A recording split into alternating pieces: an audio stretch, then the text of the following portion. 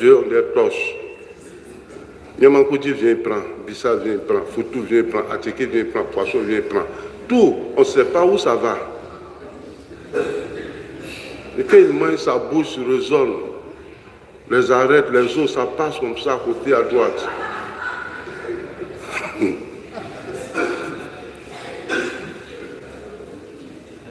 Le matin, là, je ne veux pas qu'on rie, je vais vite faire, on va partir. Il y a la luxure. Ce n'est pas celui qui aime le luxe, mais ce sont les obsédés sexuels. Il y a des gens qui se lèvent le matin, la première salutation, c'est de parler du sexe. Juste au soir, c'est leur nourriture, ça. Voilà. Et c'est un péché qui est très grave, ça tue. Voilà. Il y a l'avarice, avare. Vous savez ce que c'est qu'un être humain qui est avare? L'argent, c'est son Dieu. La même chose comme l'orgueilleux. Il ne donne pas l'argent, on ne sait pas où il sait qu'est-ce qu'il fait avec son argent. Voilà. Si un franc sort de sa poche, il est malade toute la journée. Il est malade. Il prend crédit, il ne rembourse pas, mais lui, il encaisse ses amis. Donc il y a ce lot de péchés-là qu'il faut connaître. Le deuxième lot de péchés, c'est ce qu'on appelle les péchés de structure.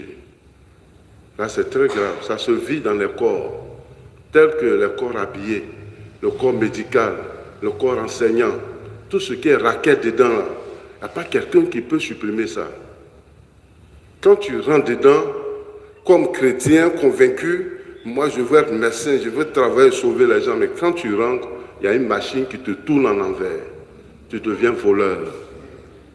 Pour ton noble métier, ta vie professionnelle qui est noble, en bas est pourrie. Voilà. Mais ce n'est pas seulement le corps, comment dirais-je, habillé, ainsi de suite. Même le corps ecclésiastique, où je suis là, c'est corrompu. C'est partout, même en famille, c'est corrompu. Et ça, ce péché-là, c'est à cause de ce péché même que Dieu est venu sur la terre. En parlant du racisme, c'est costaud, c'est fort. La gabégie, une seule personne qui vole l'argent d'un pays et puis il prend pour manger. Jésus est venu pour ces péchés. Et dans les péchés de structure, il y a aussi des péchés de contamination, tels que les maladies. Ceux qui ont des maladies graves, ils le savent, mais ils prennent pour donner aux autres et distribuent la mort. À quel moment ça va s'arrêter? Et ça, ce sont les péchés forts, c'est ça qui tue. C'est ça que Jésus dit qu'il y a ceux qui tuent, il y a ceux qui ne tuent pas. Voler une aiguille, ça ne peut pas te tuer. On va prendre pour te piquer, mais tu vas vivre. Mais prends une maladie donnée à quelqu'un, c'est fini. Les jours sont comptés. Et puis, il y a les parasites. Voilà. Les parasites aussi font partie des péchés de structure, ceux qui ne travaillent pas. C'est ça que Saint Paul a dit, celui qui ne veut pas travailler, qui ne mange pas non plus. Si tu ne travailles pas, tu tues la société. C'est pour cela en Israël, si tu ne travailles pas, on te met en prison. J'ai été chez eux, mais j'ai été ébahi. La journée, il n'y a personne dans la rue. Ce n'est pas comme à Bobo, à Djamé. Il n'y a personne dans la rue. Si tu vois quelqu'un dans la rue, même les retraités travaillent encore. Peut-être il est malade, il s'en va à l'hôpital. Mais chez nous ici, matin, il faut sortir. Et ils sont là. Celui qui ne veut pas travailler, il ne mange pas. C'est pour cela que nous sommes comme ça.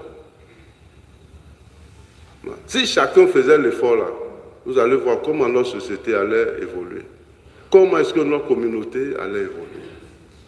On pense que Dieu va descendre pour nous distribuer la nourriture. Jamais. Voilà. Maintenant, il y a les 10 commandements, ainsi de suite, que nous savons tous. Et dont les péchés sont catégorisés.